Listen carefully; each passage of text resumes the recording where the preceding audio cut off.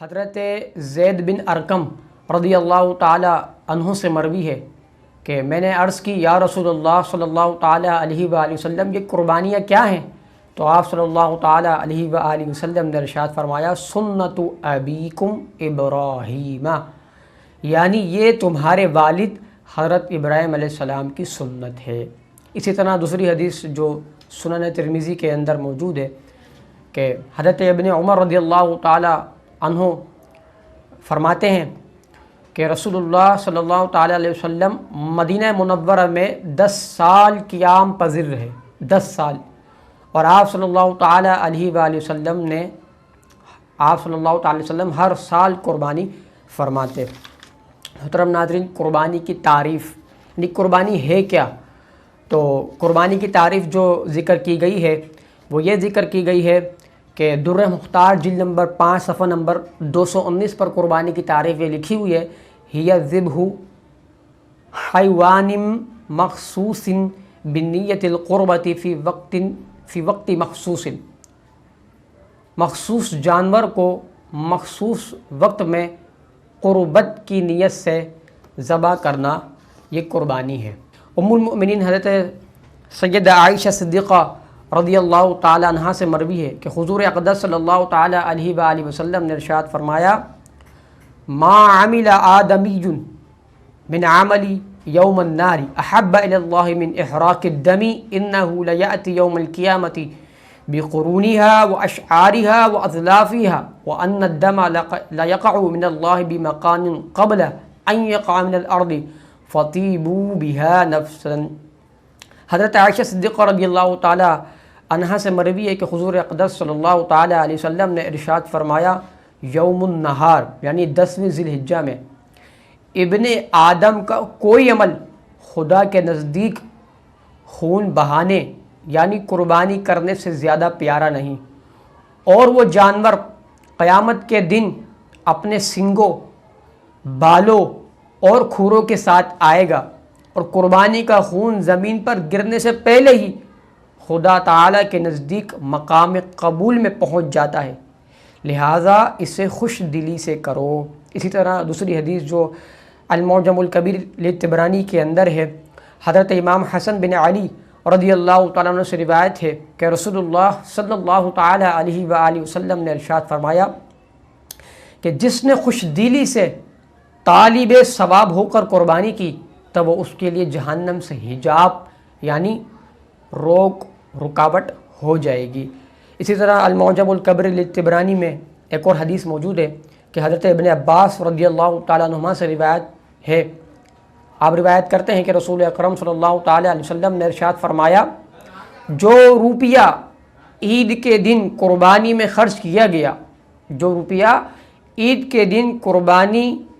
میں خرچ کیا گیا، اللہ تعالیٰ کو اس سے زیادہ کوئی روپیہ محبوب نہیں۔ حضرت زید بن ارقم رضی اللہ تعالی عنہ سے مروی ہے کہ صحابہ کرام رضی اللہ عنہم نے عرض کی یا رسول اللہ صلی اللہ تعالی علیہ وسلم ہمارے لیے ان قربانیوں میں کیا ثواب ہے؟ تو ہمارے آقا صلی اللہ تعالی علیہ وآلہ وسلم نے فرمایا بِكُلِّ شَعْرَةٍ حَسَنَةٌ، یعنی ہر بال کے بدلے ایک نیکی ہے۔ مزید عرض کی گئی یا رسول اللہ صلی اللہ تعالی علیہ وآلہ وسلم اون کا کیا حکم ہے؟ فرمایا بِكُلِّ شَعْرَةٍ مِّنَ الصُّوفِ حَسَنَةٌ، یعنی اون کے ہر بال کے بدلے میں بھی ایک نیکی ہے۔ اسی طرح حضرت علی رضی اللہ تعالیٰ عنہ بیان کرتے ہیں کہ رسول اللہ صلی اللہ تعالی علیہ وآلہ وسلم نے حضرت فاطمہ رضی اللہ تعالیٰ عنہ سے فرمایا اے فاطمہ آپ کھڑی ہو اور اپنی قربانی کے پاس آئیں، سنو بے شک قربانی کے خون کے پہلے قطرے کے ساتھ ہی آپ کے ہر پچھلے گناہ کی مغفرت کر دی جائے گی۔ سنو قربانی کا جانور قیامت کے دن اپنے خون اور گوشت کے ساتھ لایا جائے گا اور اس کے 70 درجے بڑھا کر آپ کے میزان میں وزن کیا جائے گا۔ محترم ناظرین، قربانی واجب جو ہے کن لوگوں پر قربانی واجب ہے، اور قربانی واجب ہونے کے لیے بندے کے پاس کتنا مال ہونا جو ہے ضروری ہے کہ جو اس پر قربانی واجب ہو۔ تو اس حوالے سے آپ کے سامنے عرض کروں گا کہ قربانی جو ہے ہر بالغ مقیم یعنی مسافر نہ ہو، بندہ مقیم ہو، مسلمان مرد و عورت مالک نصاب پر قربانی واجب ہے۔ قربانی واجب ہے۔ مالک نصاب ہونے سے مراد یہ ہے کہ اس شخص کے پاس 52.5 تولے چاندی یا اتنی مالیت کی رقم یا اتنی مالیت کا تجارت کا مال یا اتنی مالیت کا حاجت اصلیہ کے علاوہ سامان ہو، اور اس پر اللہ عز و جل یا بندوں کا اتنا قرضہ نہ ہو جسے ادا کر کے ذکر کردہ نصاب باقی نہ رہے۔ فقہاء کرام رحمہم اللہ السلام فرماتے ہیں حاجت اصلیہ یعنی ضروریات زندگی سے مراد وہ چیزیں ہیں جن کی عموماً انسان کو ضرورت ہوتی ہے اور ان کے بغیر گزر اوقات میں شدید تنگی اور دشواری محسوس ہوتی ہے، جیسے رہنے کا گھر، یہ حاجت اصلی ہے، زندگی کی ضرورت ہے، پہننے کے کپڑے، سواری، علم دین سے متعلق کتابیں اور پیشے سے متعلق اوزار وغیرہ۔ محترم ناظرین، یہاں یہ ذکر ہوا کہ اس کے اوپر اللہ کا قرضہ نہ ہو یا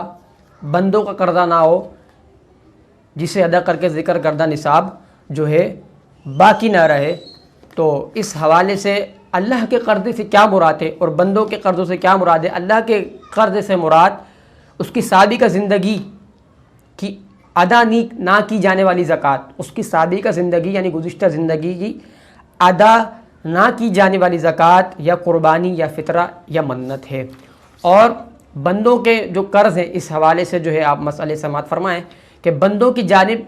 قرض کے سلسلے میں یہ ضرور دیکھا جائے گا کہ اس کی ادائیگی کے لیے کوئی مدت و میعاد مقرر کی تھی یا نہیں، یعنی کوئی مدت میعاد کوئی مقرر کر لی تھی کہ میں آپ کو اگلے مہینے کی 20 تاریخ کو قرض دوں گا، واپس کر دوں گا، یا یہ مقرر نہیں کیا تھا۔ اگر نہیں کیا تھا مقرر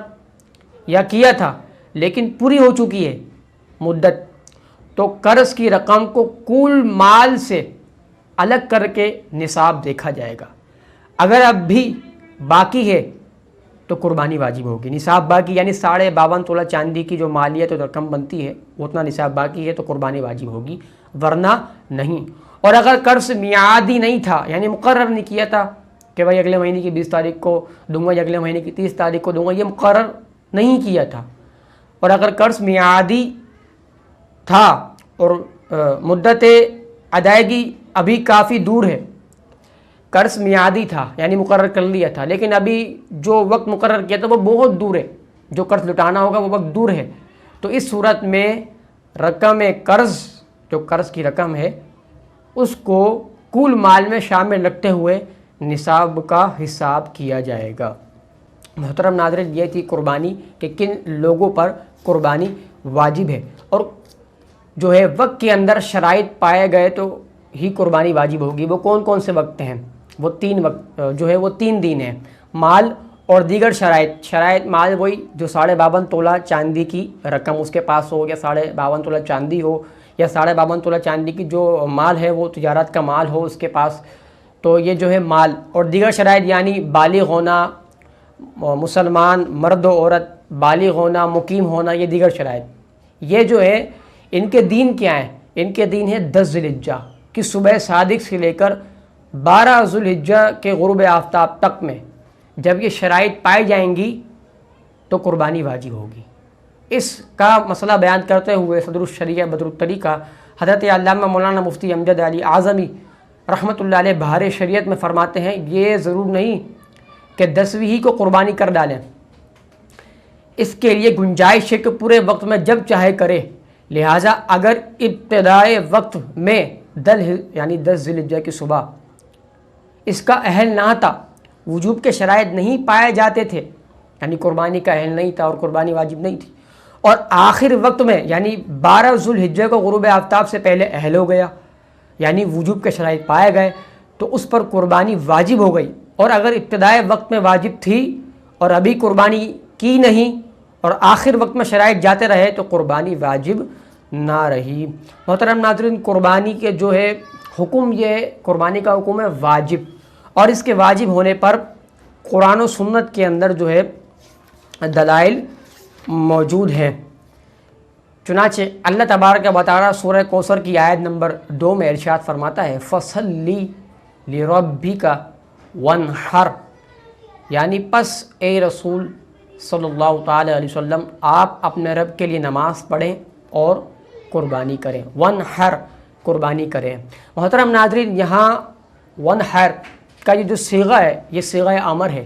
اور ضابطہ ہے کہ جب امر کو مطلق یعنی بغیر کسی شرط یا قید کے ذکر کیا جائے تو اس سے وجوب مراد ہوتا ہے، واجب ہونا مراد ہوتا ہے، لہٰذا معلوم ہوا کہ قربانی واجب و ضروری ہے۔ حضرت ابو ہریرہ رضی اللہ تعالی عنہ سے مروی ہے قربانی کے واجب ہونے پر۔ ایک اور حدیث آپ کے سامنے پیش کی جا رہی ہے، تو آپ کے سامنے میں نے سورہ کوثر سے آیت نمبر 2 پیش کی۔ اب قربانی کے واجب ہونے کے حوالے سے آپ کے سامنے حدیث پیش کی جا رہی ہے، سنن ابن ماجہ کے اندر یہ حدیث موجود ہے، اور حدیث ہے 3123۔ حضرت ابو ہریرہ رضی اللہ تعالیٰ عنہ سے مروی ہے کہ رسول اللہ صلی اللہ تعالیٰ علیہ وسلم نے ارشاد فرمایا جس شخص کو قربانی کی طاقت حاصل ہو اور وہ پھر بھی قربانی نہ کرے تو وہ ہرگز ہماری عیدگاہ کے قریب نہ آئے۔ محترم ناظرین، اس حدیث پاک میں رسول اللہ صلی اللہ علیہ وسلم کی جانب سے قربانی نہ کرنے والوں پر اظہار غضب فرمایا گیا ہے کہ جس کو قربانی کی طاقت حاصل ہو، صاحب استطاعت ہو، اور وہ پھر بھی قربانی نہ کرے تو ہمارے آقا صلی اللہ علیہ وسلم نے فرمایا وہ ہرگز ہماری عیدگاہ کے قریب نہ آئے۔ تو اس حدیث کے اندر رسول اللہ صلی اللہ علیہ وسلم کی جانب سے قربانی نہ کرنے والوں پر اظہار غضب فرمایا گیا ہے، اور ناراضگی کا اظہار اسی عمل کے ترک پر ہوتا ہے جو من جانب شرع واجب و ضروری ہو۔ پتہ چلا کہ قربانی کا جو حکم ہے یہ قربانی جو ہے واجب ہے۔ قربانی کے حوالے سے جو قربانی کے اندر جانور ذبح کیے جاتے ہیں تو وہ کون کون سے جانور ہیں کہ جو قربانی میں ذبح کیے جائیں گے؟ تو قربانی کے جانور کی جو ہے محترم ناظرین 3 قسمیں ہیں: اونٹ، گائے، بکری۔ ہر قسم میں اس کی جتنی بھی اقسام ہیں سب داخل ہیں، نر و مادہ، خصی اور غیر خصی، سب کا ایک حکم ہے، یعنی سب کی قربانی ہو سکتی ہے۔ بھینس گائے میں شمار ہے، اس کی بھی قربانی ہو سکتی ہے۔ بھیڑ اور دمبا بکری میں داخل ہیں، ان کی بھی جو ہے قربانی ہو سکتی ہے۔ محترم ناظرین، اکثر دیکھا گیا ہے کہ کچھ لوگوں پہ قربانی جو ہے واجب ہوتی ہے اور ان کا گھر جو ہے تقریباً 8 سے 10 لوگوں پر مشتمل ہوتا ہے۔ بدقسمتی سے علم دین سے دوری کی وجہ سے وہ سب ایک بکرا لا کے ذبح کر دیتے ہیں، 40,000 والا، 30,000 والا ایک بکرا لا کے سب بکرا ذبح کر دیتے ہیں۔ تو محترم ناظرین، بکرے میں تو ایک بندے کی قربانی ہو سکتی ہے، اور ان تمام گھر والوں تمام جو گھر والے ہیں 8 یا 10 سب پہ قربانی واجب ہوتی ہے، لیکن وہ ایک بکرا لاتے ہیں مہنگا والا اور وہ اس کو ذبح کر دیتے ہیں، اور وہ یہ سمجھتے ہیں کہ ہم سب کی طرف سے قربانی ہو گئی۔ تو آئیے اس حوالے سے درست مسئلہ سماعت فرما لیں کہ بعض لوگ پورے گھر کی طرف سے صرف ایک بکرا قربان کرتے ہیں، حالانکہ بعض اوقات گھر کے کئی افراد صاحب نصاب ہوتے ہیں، اور اس بنا پر ان ساروں پر قربانی واجب ہوتی ہے۔ ان سب کی طرف سے الگ الگ قربانی کی جائے۔ ایک بکرا جو سب کی طرف سے کیا گیا، کسی کا بھی واجب ادا نہ ہوا، کسی کا بھی ادا نہیں ہوا کہ بکرے میں ایک سے زیادہ حصے نہیں ہو سکتے، کسی ایک طے شدہ فرد ہی کی طرف سے بکرا قربان ہو سکتا ہے۔ محترم ناظرین، گائے، بھینس اور اونٹ میں 7 قربانیاں ہو سکتی ہیں، ان میں 7 حصے ہوتے ہیں۔ گائے، بھینس، اونٹ میں 7 قربانیاں ہو سکتی ہیں، اور بکرے میں دمبا، بھیڑ، ان میں 1 قربانی ہو سکتی ہے۔